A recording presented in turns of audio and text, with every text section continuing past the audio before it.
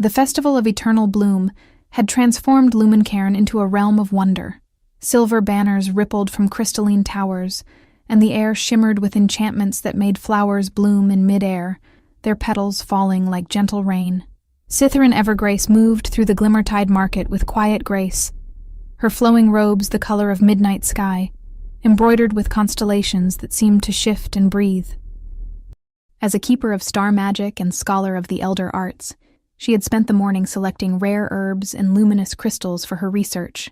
The market was a symphony of life, merchants calling out their wares, children laughing as they chased enchanted butterflies, musicians playing melodies that danced on the wind.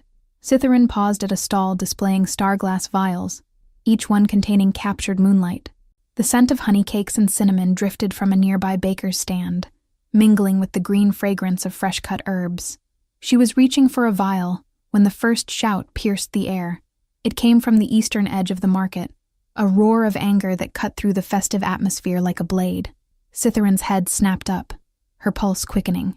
More voices joined, building into a furious chorus. The crowd around her shifted, faces turning from joy to confusion to fear. "Down with the council!" someone screamed. "They hoard magic while we starve." The riot exploded like a storm breaking.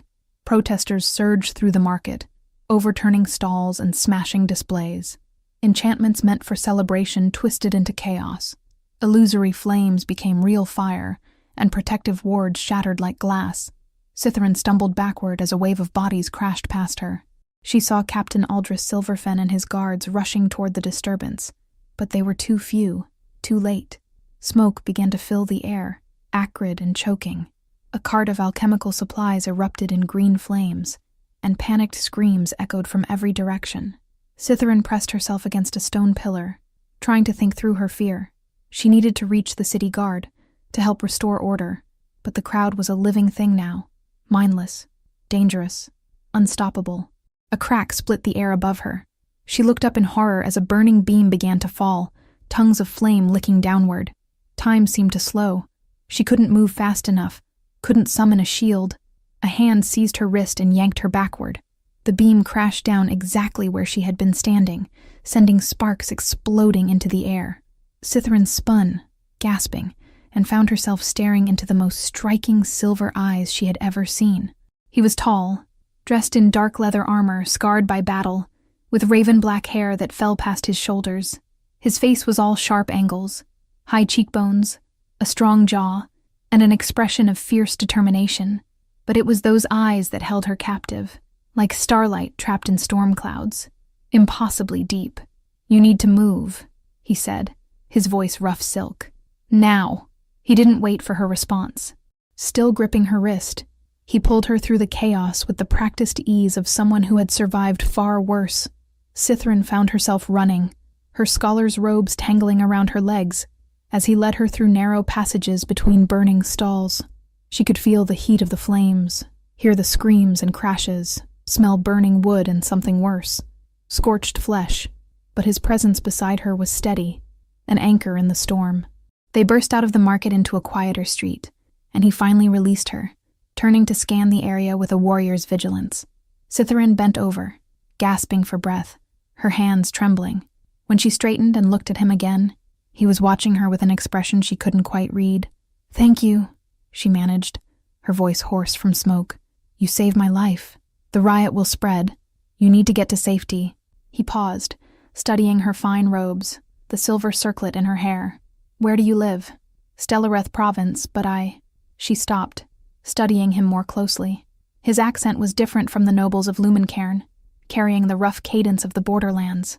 His armor bore no house sigil, no mark of allegiance. "Who are you?" For a long moment, he said nothing.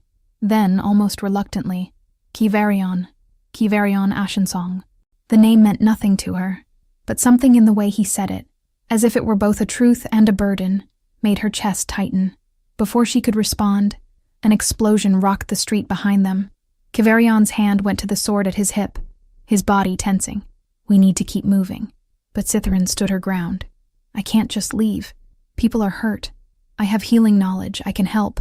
You'll die if you go back in there." His voice was hard now, edged with something that might have been old pain. "Trust me. Their eyes met again, and Cytherin felt it. A pull, strange and powerful, as if invisible threads were weaving themselves between them. She didn't know this man, this Kivarian Ashensong with his storm-colored eyes and his scarred armor. And yet, "Please," he said, and the word sounded foreign on his lips, as if he rarely asked for anything. "Let me get you somewhere safe." Against all reason, against everything her careful scholar's mind told her, Cytherin nodded, and as they disappeared into the winding streets of Lumencairn, neither of them noticed the cloaked figure watching from the shadows, or the way its eyes glowed with dark prophecy fulfilled. Kivarian led her through a maze of back alleys that Cytherin had never known existed, despite having lived in Lumencairn all her life. The sounds of the riot faded behind them, replaced by an eerie quiet, broken only by their footsteps and the distant toll of warning bells. The sun was setting, painting the sky in shades of amber and violet. They finally stopped in a small courtyard, hidden between ancient buildings, where a fountain carved from moonstone still trickled peacefully. Cytherin sank onto the fountain's edge, her legs shaking with delayed fear and exhaustion. She could still smell smoke in her hair, still feel the phantom heat of those flames. Kivarian stood a few paces away, watching the entrances to the courtyard with that same vigilant wariness. Now that the immediate danger had passed, Cytherin noticed other details, the way he moved like water, fluid and controlled, the scars on his hands, how he favored his left side slightly, as if nursing an old injury. "How did you know those passages?" she asked. He glanced at her, then away. "I've been in Lumencairn for a few weeks. It pays to learn the hidden paths. You're not from here." "No." He paused, then added, "Shadowmarch borderlands, though I haven't been back there in years." Cytherin knew of Shadowmarch, a region of perpetual twilight on the edge of Elven territory, where the forests grew dark and wild, and the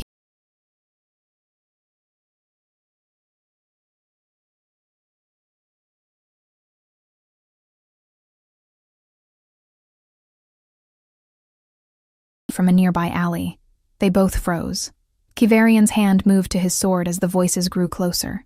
City guards, by the sound of it, searching the streets. Anyone suspicious, especially scholars. Lord Brethenor's orders. The voices faded as the guards moved past their hidden courtyard. Kivarian didn't relax until the footsteps were long gone. "They're already looking for scapegoats," he said quietly. "What brought you to the capital?" Cytherin felt a chill despite the warm evening. "Research. I'm a scholar of star magic.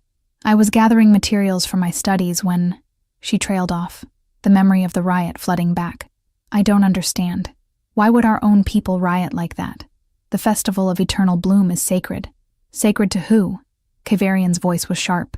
He moved closer, lowering himself to sit on the fountain's edge a respectful distance away.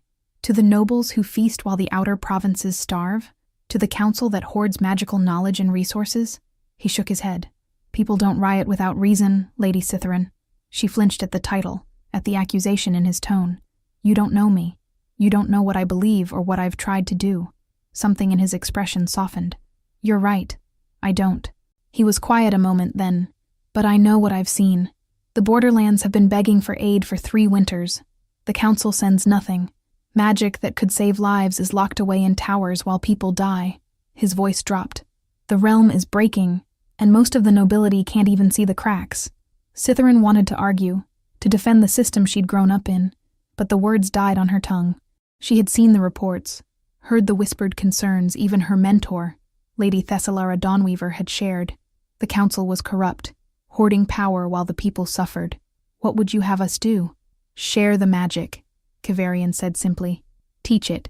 Distribute the resources. Remember that power is meant to serve, not to rule." He looked away. "But it's too late for that now. The riot today was just the beginning." They sat in silence as the stars emerged one by one. Cytherin found herself acutely aware of him beside her, the steady rhythm of his breathing, the way the starlight caught in his dark hair, the warmth radiating from his presence despite the cool evening air. "Why did you save me?" The question came out softer than she intended. "You could have just kept running." Kivarian turned to look at her, and for the first time, something vulnerable flickered across his face. "I don't know. I saw you there and I just couldn't leave you." He frowned, as if the admission confused him. "Maybe I'm tired of running away." "Running from what?" He was quiet so long she thought he wouldn't answer. Then, I had a sister, Ivessa. The name hung in the air between them. She was brilliant, he continued, his voice barely above a whisper, gifted in healing magic beyond anything I'd ever seen. When a plague struck Shadowmarch 5 years ago, she came here, to Lumencairn, his hands clenched into fists. She begged the council for help, for healers, for medicines, for the magical knowledge that could save hundreds of lives. Citherin's breath caught.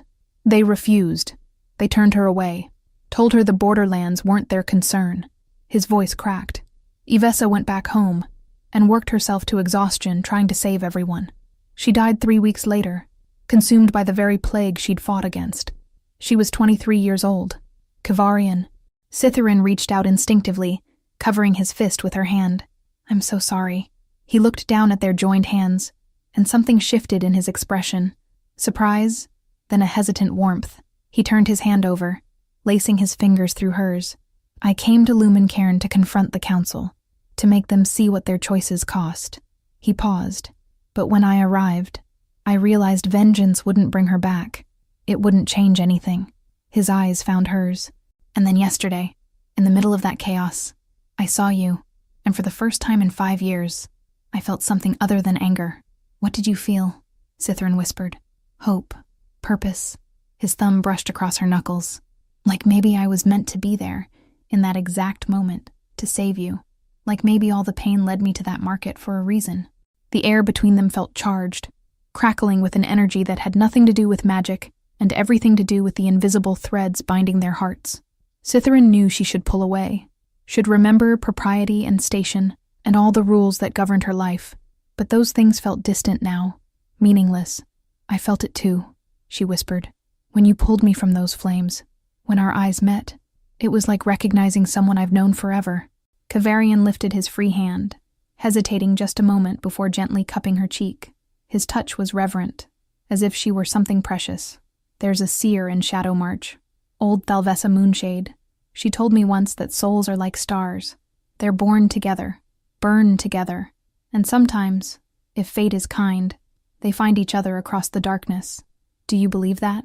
I didn't. His thumb brushed across her cheekbone, a feather-like caress, until now. They moved toward each other as naturally as the tide answering the moon, their foreheads touching, breath mingling. Citherin closed her eyes, overwhelmed by the rightness of this moment. This is madness, she breathed. We barely know each other. I know, his voice was rough, but sometimes knowledge isn't in the mind. Above them, a shooting star blazed across the heavens, a streak of brilliant light that seemed to arc directly over their hidden courtyard. Citherin pulled back slightly to watch it, raising her hand as if she could touch it. In her studies, she had learned that shooting stars were messages from the Elder Ones, signs of destiny unfolding. When she lowered her hand, Kavarian was still watching her, and the look in his eyes made her breath catch. Citherin, he said, her name a caress on his lips. I think fate has very strange plans for us. And in that moment, beneath a sky filled with stars and prophecy, Citherin began to believe him. Citherin didn't return to Stellarith Province that night. Instead, Kavarian led her to a modest inn on the edge of Lumencairn's artisan quarter, a place where questions weren't asked, and coin ensured privacy. He secured 2 separate rooms without comment, his expression carefully neutral. But Citherin noticed the way his hand lingered near hers when he handed her the key. Get some rest, he said. Tomorrow the city will be locked down. You'll need your strength. She wanted to ask him to stay, to keep talking, to explain the inexplicable connection humming between them. Instead, she simply nodded and retreated to her room, where she lay awake for hours, staring at the ceiling and replaying every moment of their encounter. When dawn broke, painting her window in shades of rose and gold, Citherin finally abandoned the pretense of sleep. She dressed in a simple gown borrowed from the innkeeper's wife. Her scholar's robes were too distinctive. As she braided her long silver hair, she studied herself in the mirror and barely recognized the woman staring back. Her violet eyes held a new intensity, a spark that hadn't been there yesterday. A soft knock at her door made her heart leap. When she opened it, Kavarian stood there with 2 cups of herbal tea, steam curling from their surfaces. He had changed as well, trading his battle-worn armor for simple traveling clothes that somehow made him look even more devastating. His hair was tied back, revealing the elegant angles of his face, "I thought you might need this," he said, offering her a cup. They descended to the inn's small garden, a space overgrown with flowering vines and gnarled olive trees. The morning air was cool and clean, carrying the scent of jasmine. As they walked the garden path, Cytherin could hear the city beyond the walls, eerily quiet, subdued. The aftermath of the riot hung over Lumencairn like a shroud. Martial law was declared at dawn, Kivarian said, his voice low. Elder Velithar Moonspire ordered a curfew. Anyone caught on the streets after dark will be imprisoned. "They're looking for scapegoats," Cytherin murmured. "It's easier to punish the desperate than to fix what's broken." "Exactly." He glanced at her with something like approval. They found a weathered bench beneath an ancient olive tree and sat together. The intimacy of the moment wasn't lost on Cytherin. How natural it felt to be beside him, as if they'd done this 1,000 times before. "Tell me about her," Cytherin said gently. "Your sister. What was she like?" Kivarian's jaw tightened, but he didn't look away this time. "She was light. That's the only word for it. Always laughing, always seeing the good in people even when they didn't deserve it." A ghost of a smile touched his lips. "She used to collect injured animals, birds with broken wings, foxes caught in traps. She'd heal them and set them free. She sounds wonderful." "She was." He paused. "She believed the council would help. Right up until the end, she believed they'd see reason." His voice hardened. "I won't make that mistake. My mentor, Lady Thessalara, she's been pushing for reforms," Cytherin said. "She's one of the few on the council who actually listens. If I could get a message to her, it won't be enough." Kivarian's voice was gentle but firm. "Even the good ones can't stop."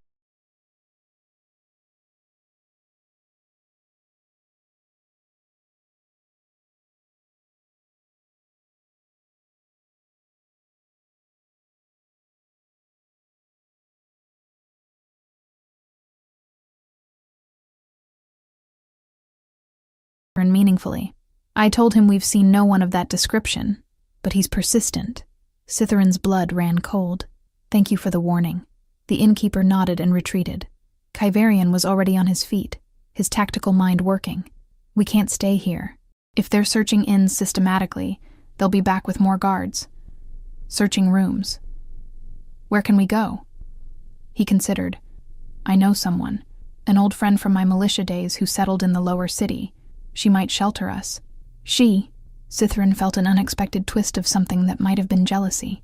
Kivarian caught her tone and smiled. A real smile, warm and slightly teasing. "Yes, Morel Dewhollow. She's 60 years old, happily married, and has 7 grandchildren. I think you're safe from any romantic entanglements." Cytherin felt heat rise to her cheeks. I didn't mean." "Yes, you did." His smile widened. "And I find it strangely endearing." They gathered their few belongings and slipped out through the garden's back gate. The lower city was a warren of narrow streets and ancient buildings that leaned against each other like old friends. Kivarian navigated with confidence, and Cytherin found herself trusting his judgment completely, a realization that should have frightened her, but somehow didn't. Morel's home was a small but well-kept cottage tucked into a quiet corner. She opened the door at Kivarian's knock and immediately pulled him into a fierce embrace. "Kivarian Ashen Song, by all the stars I'd heard you were back in the city." She pulled back, studying him with shrewd brown eyes. Then her gaze shifted to Cytherin, and her eyebrows rose. "And with such fine company. Come in, come in. The streets aren't safe today." Inside, the cottage was warm and filled with the smell of baking bread. Morel settled them at her kitchen table and produced tea and honey cakes, as if feeding fugitives was the most natural thing in the world. "Now then," she said, sitting across from them. "What trouble have you found yourselves in?" Kivarian explained, keeping his voice low. Morel listened intently, her expression growing more serious with each word. "Lord Brethanor Starvale," she said finally, shaking her head. "That one's been trouble since he was a boy. Ambitious, ruthless, and now he's using the riot to consolidate power." She looked at Cytherin. "You're Lady Evergrace's eldest daughter, aren't you? I've seen you at the public lectures you give at the Moonarch Gardens. You teach magic to anyone who wants to learn, noble or common." Cytherin was surprised. "You attended?" "My granddaughter did. She has a gift for enchantment, but no coin for proper schooling. You taught her for free." Morel reached across the table and squeezed Cytherin's hand. "That's how I know you're not the villain Brethanor's painting you to be." "Thank you," Cytherin whispered. moved by the simple kindness. "You can stay here as long as you need," Morel said firmly. "But you can't hide forever. Brethenor will use your absence as proof of guilt." "I know." Cithrin looked at Kavarian.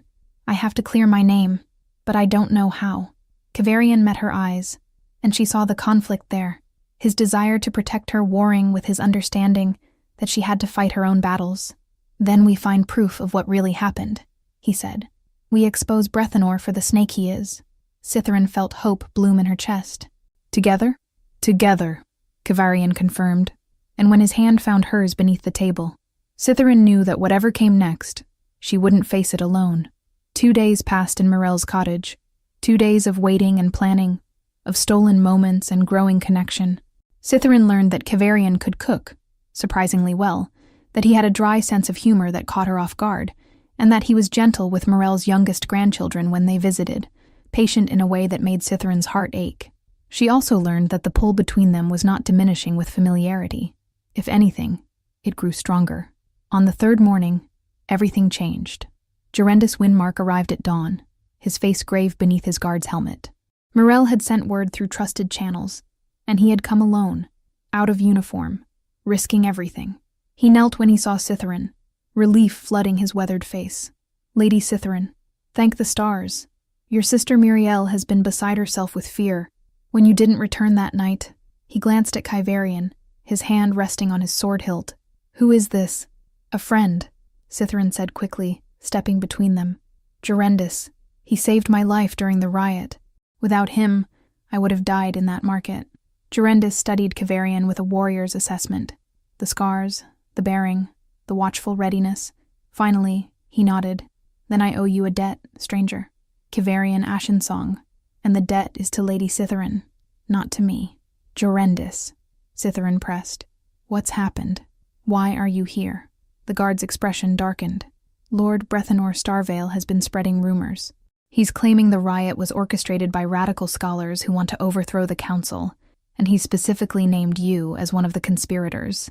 "What?" The word came out as a shocked whisper. "That's absurd. I was a victim, not an instigator." "I know that, my lady. Your family knows that. But Brethenor is cunning. He's using the chaos to position himself as the strong leader Lumencairn needs." Gerendus glanced around nervously, as if the walls themselves might be listening. "He's already had 3 scholars arrested on false charges. If you don't return and publicly clear your name, he'll use your absence as proof of guilt." Kavarian stepped forward. "This Brethenor, tell me about him." "He's Elder Velithar's nephew," Gerendus explained. "Young, charismatic, ruthless. He's been gathering support among the nobility, promising to restore order with an iron fist. If he succeeds in framing Lady Cithrin, it will destroy the Evergrace family's influence and leave him unchallenged." Cithrin thought of her younger sister Miriel, barely 16 and gentle as spring rain. She thought of her mentor, Lady Thessalara, who had spent decades fighting for justice within a corrupt system. "I have to go back." "No." Kavarian's hand closed around her wrist, not roughly but with desperate urgency. "It's a trap, Cithrin. The moment you step into that council chamber, they'll arrest you." "I don't have a choice," she said, turning to face him. "If I run, I condemn my family, my sister, everyone I love. And if you go, you condemn yourself. Then help me find another way," she challenged. "You said we'd face this together." Something in Kavarian's expression shifted, pride mixing with fear. Before he could respond, Gerendus spoke up. "There might be another way. Lady Thessalara sent me with a message." He pulled a sealed letter from inside his tunic and handed it to Cithrin. "She says if you can find proof of Lord Brethenor's real involvement in the riot, evidence that he actually orchestrated it, then we can turn the tables on him." Cithrin broke the seal with trembling fingers and read quickly, her pulse quickening with each line. "She thinks Brethenor has been meeting someone at Crystalwind Keep," she said, looking up. "Someone from outside Lumencairn who supplied the alchemical compounds that turned the festival fires into weapons. There's a hidden room where he stores sensitive documents." "Crystalwind Keep?" Gerendus's face paled. "That's heavily guarded. It's an old fortress.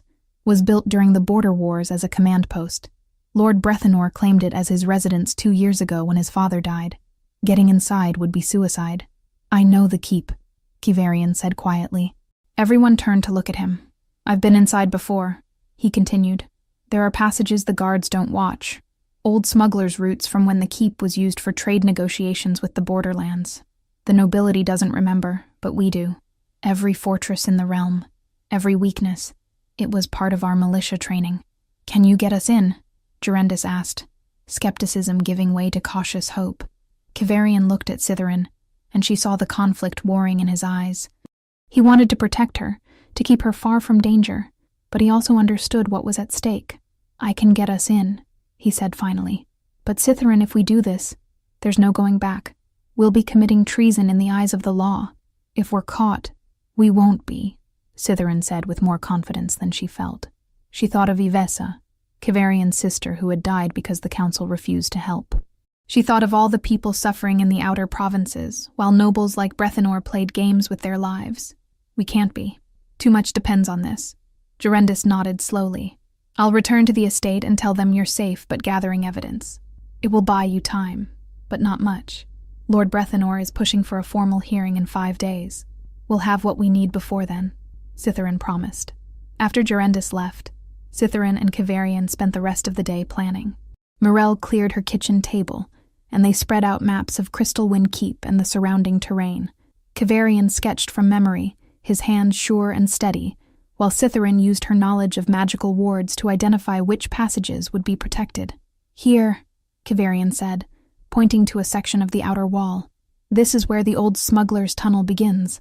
It was sealed during the last renovation, but the seal was poorly done, more for appearances than security. I can break through. What about interior defenses? Cytherin leaned closer, studying the layout. Brethenor's paranoid. He'll have detection spells everywhere. That's where you come in. Can you sense them? Disable them? Yes, but I'll need to be close. Very close. She bit her lip, thinking. Star magic is particular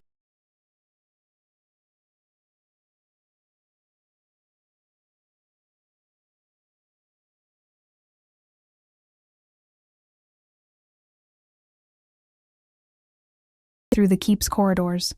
If Thessalara's intelligence is correct, the hidden room should be in the old command wing. Here, they worked through the afternoon, refining the plan, considering contingencies. As the sun set and candles were lit, they found themselves sitting close together, shoulders touching, their heads bent over the same map.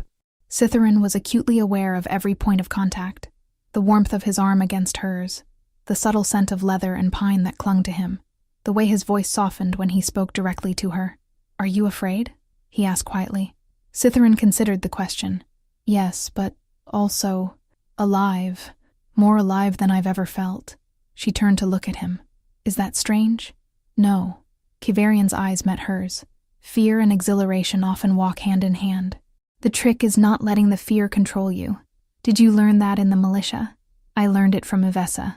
His voice carried that familiar note of grief, but softer now, gentler. She was terrified every day during the plague, but she never stopped fighting. She taught me that courage isn't the absence of fear. It's choosing to act despite it. Cytherin reached out, taking his scarred hand in both of hers. She would be proud of you, for not giving in to vengeance, for choosing to help instead of harm. Kivarian's fingers tightened around hers. I'm only able to make that choice because of you. You've given me something I thought I'd lost forever, a reason to hope that things can change. The air between them thickened with unspoken emotion. Cytherin found herself leaning closer, drawn by that inexorable pull. When Kivarian raised his free hand to cup her face, she didn't pull away. After this is over, he said, his voice barely above a whisper. After we've exposed Brethenor and cleared your name, will you let me court you properly, the way you deserve? Cytherin's heart soared. There's nothing I want more. Their kiss was deeper than before, more certain. A promise sealed between two people who had found each other against impossible odds. And as the stars emerged outside the window, Cytherin knew that whatever dangers tomorrow brought, she would face them with Kivarian by her side. Some bonds, she realized, were forged in fire and tempered by trust, and those bonds could never be broken. The new moon hung invisible in the sky, making the night darker than Cytherin had ever seen. She and Kivarian approached Crystalwind Keep through the dense undergrowth of the Everdawn canopy, using the forest as cover. The ancient fortress rose from the Thornspire Reach like a jagged fang of stone, its towers black against the star-filled heavens. Cytherin wore dark, practical clothing that Morel had procured, fitted leather trousers, a close-cut tunic, soft boots that made no sound on the forest floor. Kavarian had spent the previous day teaching her how to move quietly, how to use terrain and shadow, how to breathe through fear. Now, crouched behind a moss-covered boulder, they watched the keep's perimeter guards make their rounds. "There," Kavarian whispered, pointing to a section of the outer wall where the stonework looked older, more weathered. "That's where the passage begins. See how the mortar's a different color? That's the seal I mentioned." "What about magical wards?" Cytherin asked. "I need to sense them before we get too close." She closed her eyes and reached out with her magic, letting her consciousness expand like ripples on water. The star magic she had mastered over years of study was particularly sensitive to enchantments. She could feel them as subtle distortions in reality's fabric. And yes, there they were, threads of protective magic woven around the keep like an invisible net, pulsing with Brethenor's personal signature. "Multiple layers," she murmured. "Detection spells, defense wards, even a few trigger traps. But they're all keyed to recognize intruders as threats. If I can convince the magic that we're not intruders, but part of the keep's natural environment. Can you do that?" Cytherin opened her eyes and met his gaze. "Yes, but I'll need complete silence and at least 2 minutes of uninterrupted concentration once we're at the wall. You'll have it." They waited in tense silence as the guards completed their patrol route and moved around the keep's far corner. The moment they disappeared from view, Kavarian touched Cytherin's shoulder. The signal. They sprinted across the open ground, keeping low, every sense alert for shouts or alarms. They reached the wall. Cytherin pressed her palms against the cold stone, feeling for the magical signature. The wards were sophisticated, layered with redundancies and fail-safes. She whispered words in the old tongue, words her mentor had taught her from forbidden texts, and felt the wards respond. She didn't try to break them. That would have triggered immediate alarms. Instead, she wove her own magic into their pattern, mimicking Brethenor's signature, creating a harmonic resonance that told the wards, "We belong here. We are not a threat. We are part of what you protect." It was delicate work, like threading a needle in the dark. Sweat beaded on her forehead despite the cool night air. She could feel Kavarian beside her, his presence steady and patient, one hand resting lightly on her back. An anchor, a comfort. Finally, the wards accepted them. "It's safe," she breathed. "Hurry." Kavarian found the hidden catch in the stonework, a piece of mortar that pressed inward when you knew where to push. A section of the wall swung inward with barely a whisper of sound, revealing a narrow passage that descended into darkness. He produced a small, luminous crystal and led the way inside. The passage was cramped and smelled of earth and old stone. They moved single file, Cytherin's hand on Kavarian's shoulder for guidance. The crystal's light cast strange, dancing shadows on the walls. Water dripped somewhere in the distance. The air grew colder as they descended. After several minutes of careful navigation, the passage began to slope upward again. They emerged into a wider corridor, this one clearly part of the keep proper, with polished floors and faded tapestries depicting ancient battles. Kavarian extinguished the crystal and pressed himself against the wall, listening. Cytherin held her breath, her heart hammering so loudly she was certain someone would hear it. Voices echoed from somewhere nearby. Footsteps. Guards discussing the curfew, complaining about the extra patrols. Waste of time. Who'd be fool enough to break into Starvale Keep? The voices faded as the guards moved away. Kavarian waited a full minute more before moving, then led them swiftly down the corridor. They passed empty rooms, storage chambers filled with dust-covered furniture, an old armory with rusted weapons hanging on the walls, a library with shelves of moldering books. Then Kavarian stopped suddenly, his hand shooting out to halt Cytherin. She peered around him and saw what had caught his attention. A door, nondescript and easily overlooked, but radiating magical energy so intense it made her skin prickle. "This is it," she whispered. The wards on this door were far more sophisticated than the outer defenses. Cytherin approached slowly, extending her senses. These weren't just detection spells. These were active defenses, ready to strike at anyone who touched the door without the proper authorization. One wrong move, and they'd trigger alarms that would bring every guard in the keep running. She worked carefully, her concentration absolute. The magic resisted her, fought her, tested her skill and resolve. She could feel the sweat running down her spine. the tremor beginning in her hands from the sustained effort. "You can do this," Kivarian murmured behind her. "I believe in you." Those simple words gave her strength. She pushed deeper, found the core of the ward's pattern, and began to unweave it thread by thread. It was like disarming a trap while wearing a blindfold. One mistake, and everything would explode.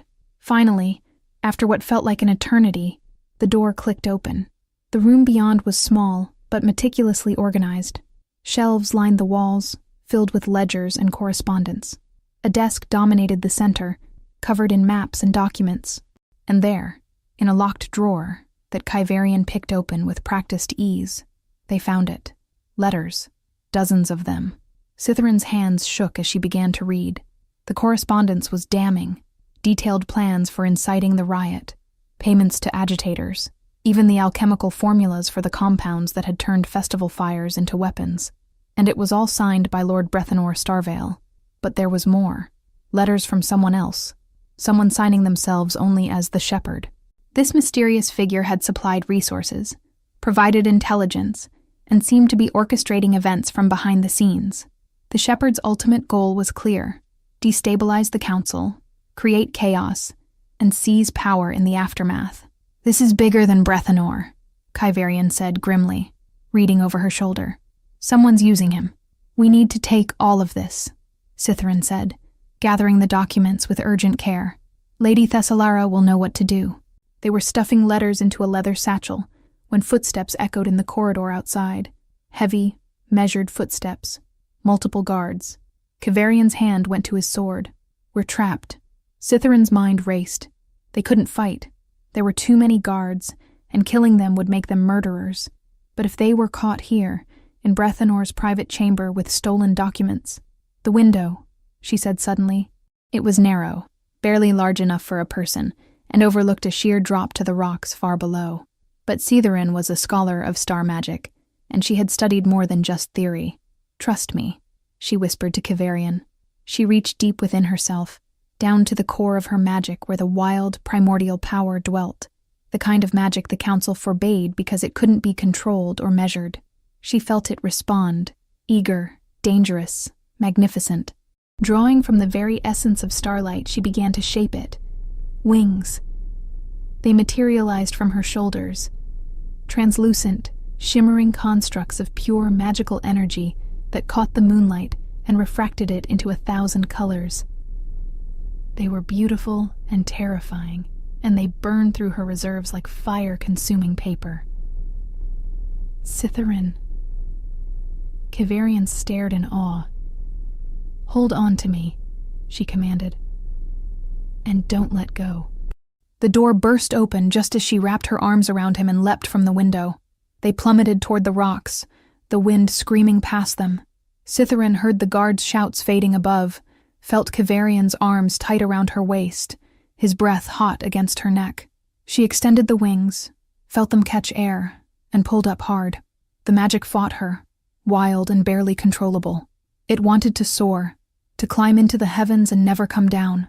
But Cytherin held on to her purpose, her training, her will. They leveled out, gliding over the Everdawn canopy. The forest spread beneath them like a dark sea under the stars.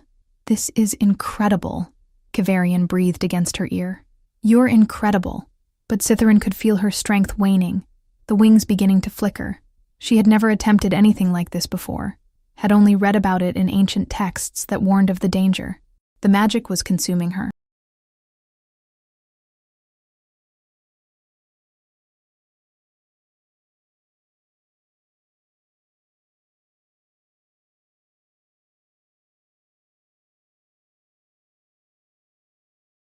Tumbling over each other, finally coming to rest in a tangle of limbs.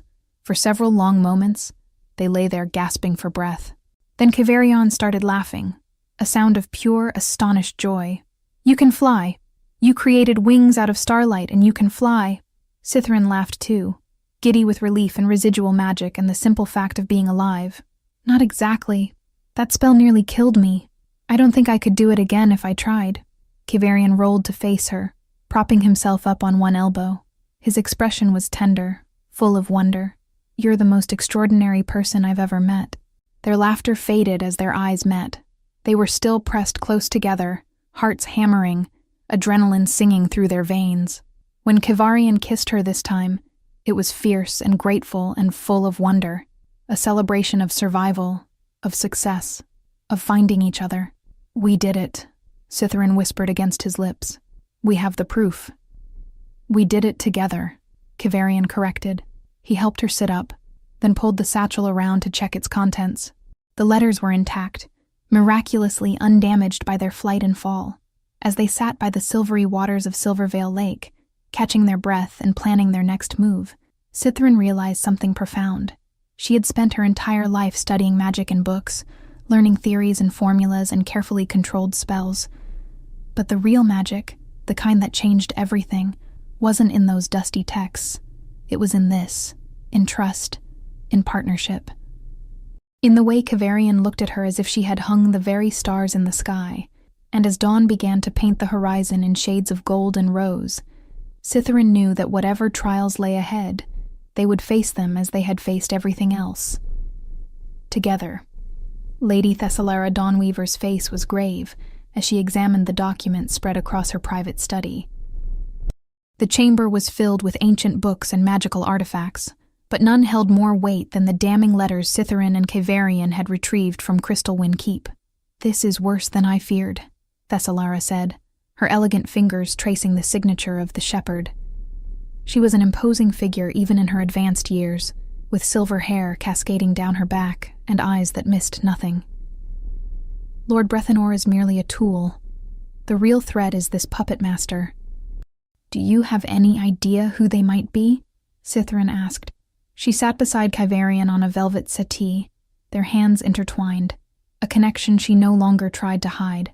Miriel, her younger sister, had joined them as well, her face pale with worry, but her relief at seeing Cytherin safe palpable. "I have suspicions," Thessalara admitted, "but without proof, accusations would be meaningless." She looked up, her gaze settling on Kivarian with new respect. "You've done the realm a great service, young man. Both of you have." Kivarian inclined his head. "I just want to see justice done, Lady Thessalara, for everyone who's suffered because of the Council's corruption." "As do I." Thessalara's expression softened with something that might have been regret. "Which is why I've called for an emergency council session tomorrow. Cytherin, you will present this evidence publicly, before all the elders and the assembled nobility. It's the only way to ensure transparency and prevent Brethenor from twisting the truth." Miriel gasped. "But sister, that's so dangerous. If Lord Brethenor realizes what you're about to do, he already knows we're investigating him," Cytherin said gently, squeezing her sister's hand. "This is our chance to expose him before he can destroy more lives." "The session is set for midday," Thessalara continued. "I'll have guards, loyal ones, people I trust, escort you to the council chamber. Brethenor won't dare make a move against you in front of the entire assembly." "And if the shepherd is present?" Kivarian asked quietly. "If there's someone with a council seat," Thessalara met his gaze steadily, "then we'll deal with them too, one viper at a time." The next day, the council chamber of Lumencairn was filled to capacity. The circular room was a masterpiece of Elven architecture, soaring columns carved from single pieces of white stone, a domed ceiling that mirrored the real-time constellations above. Tiers of seats rose in concentric circles, all focused on the central floor where those who addressed the council would stand. Cytherin entered with her head high, dressed in the formal robes of House Evergrace, deep blue silk embroidered with silver stars that caught the light with every movement. Kivarian walked beside her, permitted to attend as her chosen witness and defender. She could feel the weight of hundreds of eyes upon them, hear the whispered speculation rippling through the crowd like wind through grass. Lord Brethenor Starvale sat in a place of honor near Elder Velithar Moonspire. He was handsome, in a cold, calculated way, with golden hair and features that seemed carved from marble. When his gaze met Cytherin's, she saw no fear, only contempt and absolute confidence. "He thinks he's already won," she realized. "He has no idea what's coming." "Lady Cytherin Evergrace," Elder Velithar's voice rang out across the chamber, formal and weighted with authority. "You stand accused of conspiring to incite the riot during the Festival of Eternal Bloom. How do you answer these charges?" "I deny them absolutely, Elder," Cytherin said, her voice clear and strong. carrying to every corner of the chamber. And I bring evidence that proves not only my innocence, but reveals the true architect of that tragedy. A murmur swept through the assembly like a wave. Brethanor's expression didn't change, but Cytherin noticed the slight tightening around his eyes, the minute shift in his posture. "Present your evidence," Velithar commanded. Lady Thessalara stood, and with deliberate precision, began reading aloud from the letters. Each word was a hammer blow. Detailed plans, payments to agitators, formulas for alchemical weapons. The assembled nobility listened in growing horror as the full scope of Brethanor's conspiracy was laid bare. Gasps and angry murmurs filled the chamber. "These are forgeries!" Brethanor leapt to his feet, his voice sharp with outrage, his composure finally cracking. Obvious fabrications designed to deflect from Lady Cytherin's own guilt. "The magical signatures on these documents are authentic," Thessalara countered calmly. "I have verified them myself, as have 3 independent magisters. They were written by your hand, sealed with your personal sigil, and contain information only you could have known." "Where did you obtain them?" Brethanor demanded, his face flushing. "They were stolen from my private chambers. An illegal act. This evidence should be inadmissible. Illegal to retrieve evidence of treason?" Kivarian's voice cut through the chamber like a blade. He stepped forward, his bearing that of a warrior who had faced death and survived. "You orchestrated an attack that killed 17 people and injured hundreds more. You framed an innocent woman to consolidate your own power. And you dare speak of legality? Who are you to address this council?" Brethanor sneered, grasping for control. "A common soldier from the borderlands? You have no standing in this chamber." "I am someone who lost family to the council's indifference," Kivarian said, and his voice rang with a grief and anger that made even the most jaded nobles fall silent. "I am someone who has seen the cost of your corruption firsthand. My sister died begging for help that never came. And I am someone who will not stand by while people like you destroy more lives for political gain." The chamber erupted in heated discussion.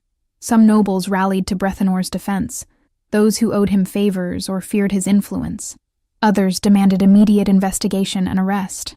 Elder Velithar called for order, striking his staff against the floor, his face troubled and uncertain. Then a new voice spoke, quiet, but carrying an undeniable authority that silenced every other sound. "Perhaps I can clarify matters." Everyone turned. A figure had entered the chamber through a side door, cloaked in shadow despite the bright magical lights.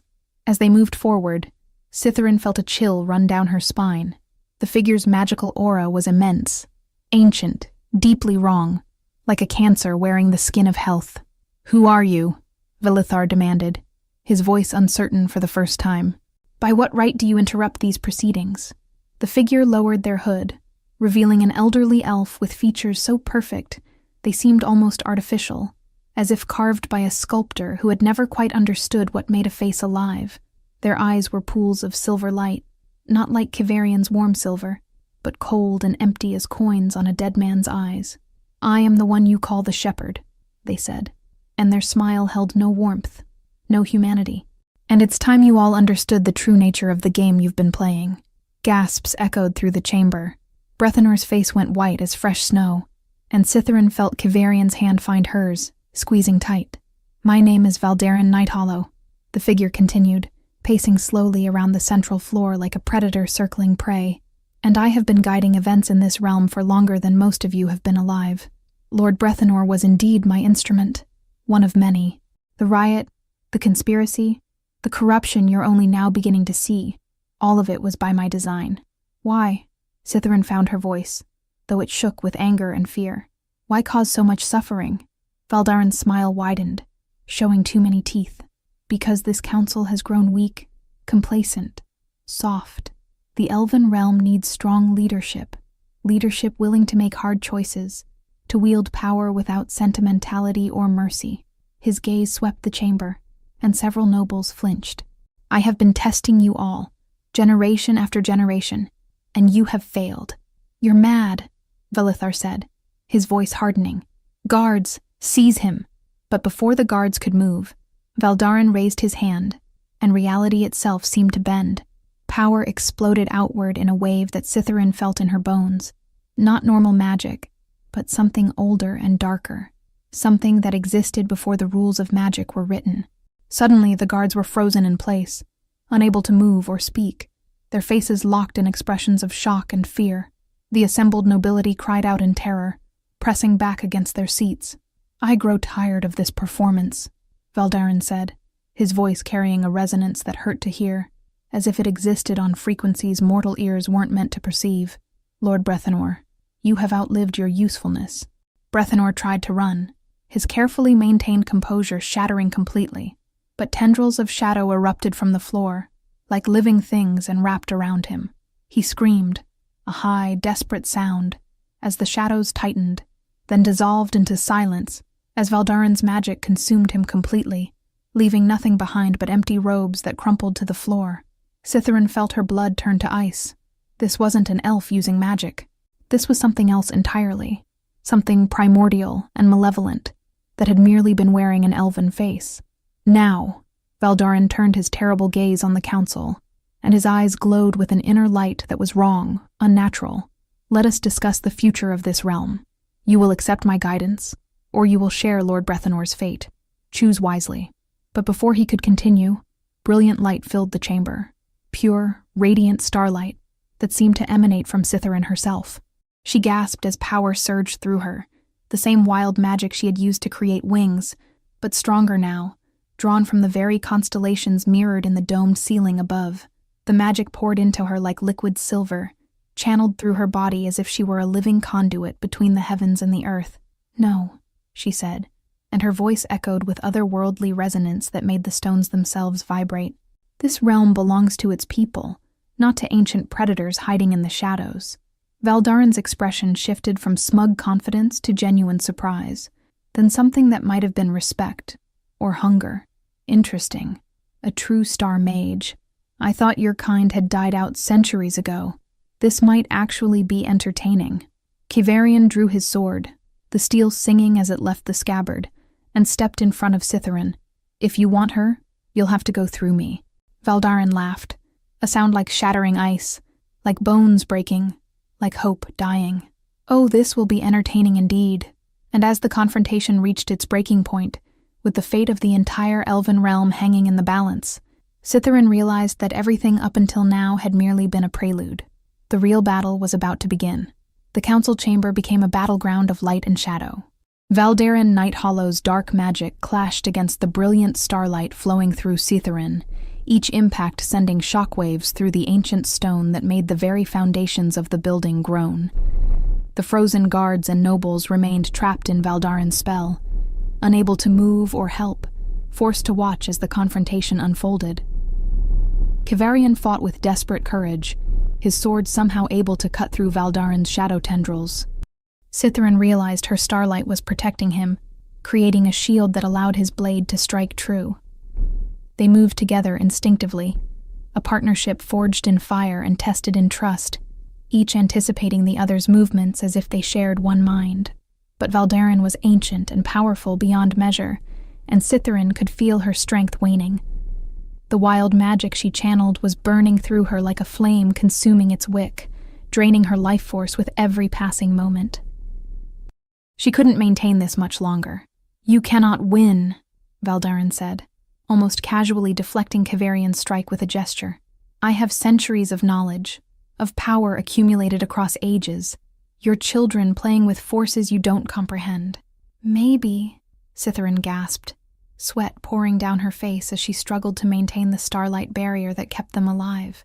"But we have something you'll never comprehend." "And what is that?" Valdarin's tone was mocking, amused. "Hope." Kivarian's voice was steady, absolute, ringing with conviction that seemed to resonate through the chamber.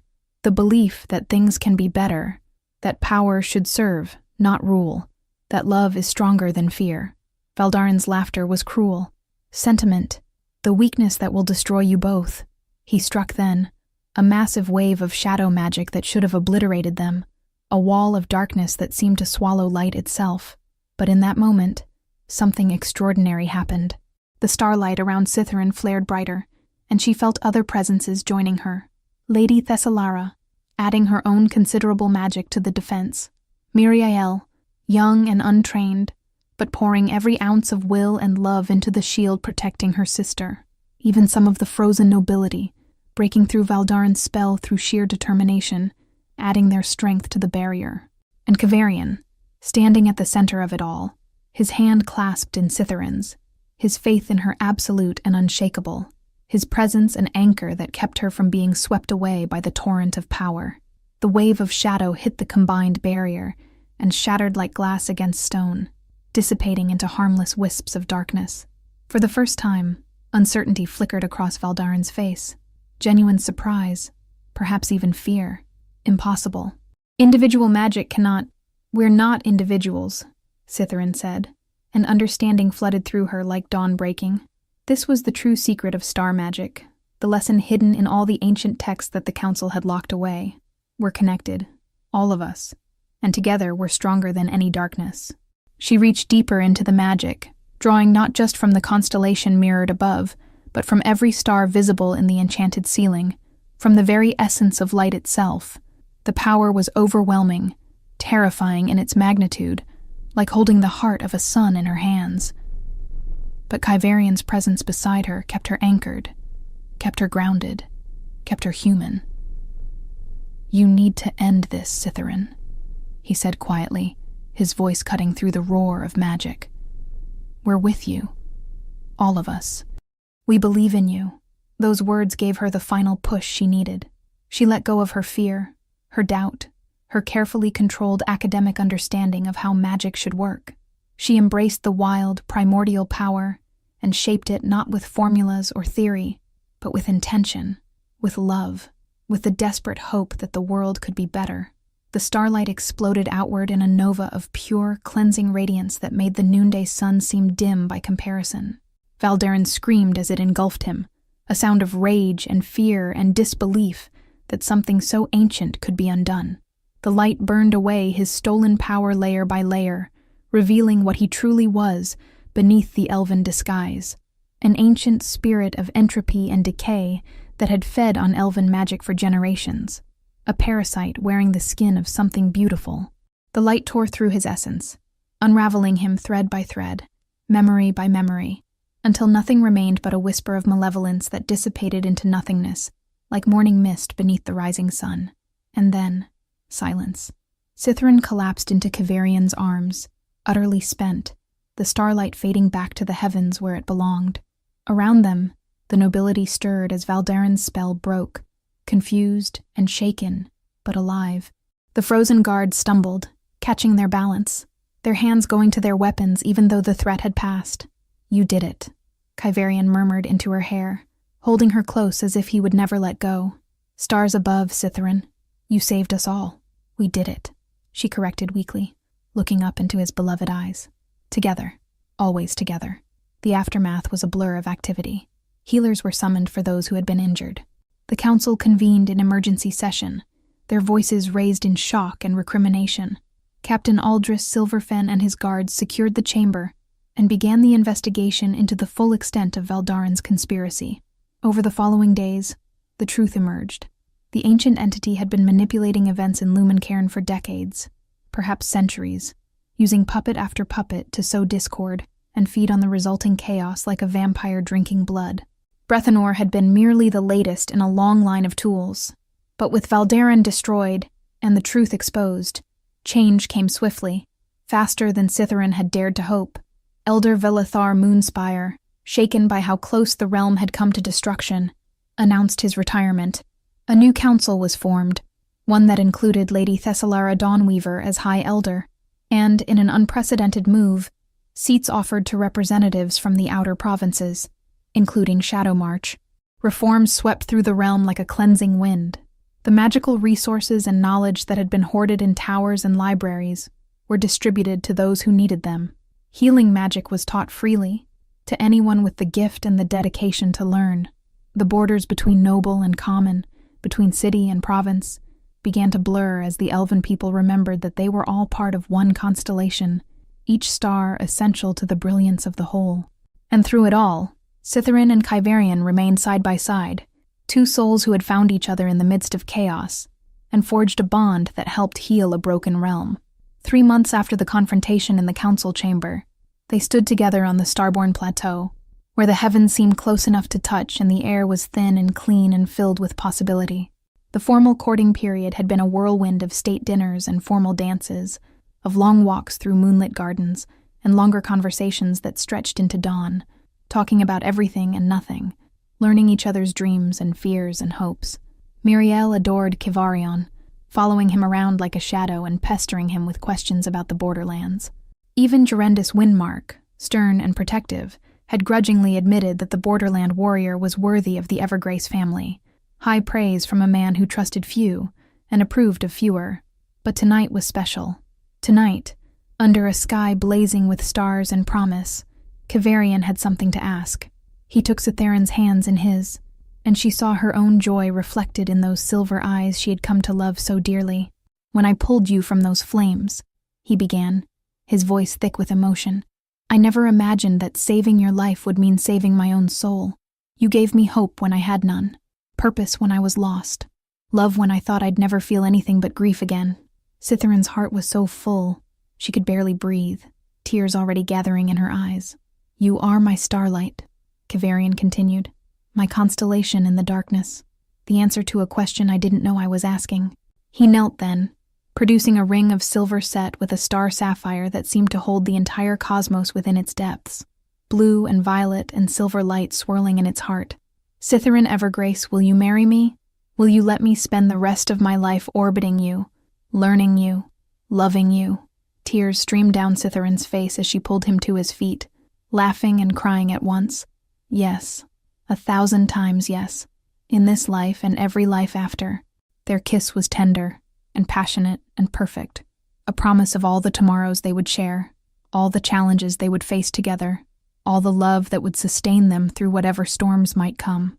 And above them, as if the universe itself was celebrating their union, a shooting star blazed across the heavens, just as one had the night they met, a sign that some bonds are written in the stars themselves. They married in the spring, in a ceremony held in the heart of the Everdawn canopy, where starlight filtered through ancient trees, and the air was filled with the scent of night-blooming flowers. Elves came from across the realm to witness the union of the scholar who had saved them all, and the warrior who had helped her find her strength. Common folk and nobles standing side by side, the old divisions beginning to heal. Lady Thessalera officiated, speaking of bonds that transcend station and circumstance, of love that changes the world, of two people who had shown an entire realm what was possible when power chose to serve rather than dominate. A healer named Corinne Nightpetal, a woman who had trained under Kivarion's late sister and taken her name in honor, wove flowers into Cytheren's hair with gentle hands. Miriel stood as her sister's attendant, radiant with joy and already making eyes at one of Kivarion's militia friends. Gerendis stood at attention in his formal guard uniform, his weathered face split by an uncharacteristic smile. And when Kivarion lifted Cytheren's veil and looked into her eyes, everyone present felt the magic of the moment, a magic more powerful than any spell, deeper than any enchantment. The magic of two people choosing each other, day after day, in the face of everything that tried to keep them apart. "I love you," he whispered, his voice breaking with emotion. "I love you," she replied, her hand rising to cup his cheek. "Across all the stars in the heavens, through every lifetime, I choose you." They built a life together, not in the grand estates of the nobility, but in a modest home on the border between Lumencairn and Shadowmarch, a place where they could serve both city and province. Cytheren continued her work teaching magic to anyone who wanted to learn, while Kivarion helped train a new generation of guards who understood that their purpose was to protect, not to control. Years later, they would tell stories to the children who came to their home, orphans from the borderlands, young scholars seeking guidance, neighborhood children drawn by tales of the legendary Star Mage and her warrior husband. They would speak of riots and rescues, of conspiracies and courage, of how two people found each other in the midst of chaos and forged a bond that helped heal a broken realm. But they would also speak of the simple truth at the heart of it all, that love, real love, is the most powerful magic in existence. It connects us, transforms us, reminds us that we are never truly alone in the darkness, because somewhere, across the vast expanse of reality, there is always someone whose light calls to ours, someone whose soul recognizes ours across time and space. someone who will pull us from the flames and teach us what it means to truly live. And when you find that person, when your starlight finds its shadow, when your constellation aligns, hold on to them with everything you are, because that is when magic becomes real. That is when stories become legend. That is when two souls become one light, burning bright enough to guide others home through whatever darkness may come. If this story touched your heart, please give it a thumbs up and share your thoughts in the comments below. What was your favorite moment? Which character resonated with you the most? What other tales would you like to hear? And don't forget to subscribe so you never miss another journey of magic, romance, and destiny. Your support means the world to us, and it's what allows us to keep bringing you these stories. Thank you for being part of this journey. Until the next legend calls, may starlight guide your path.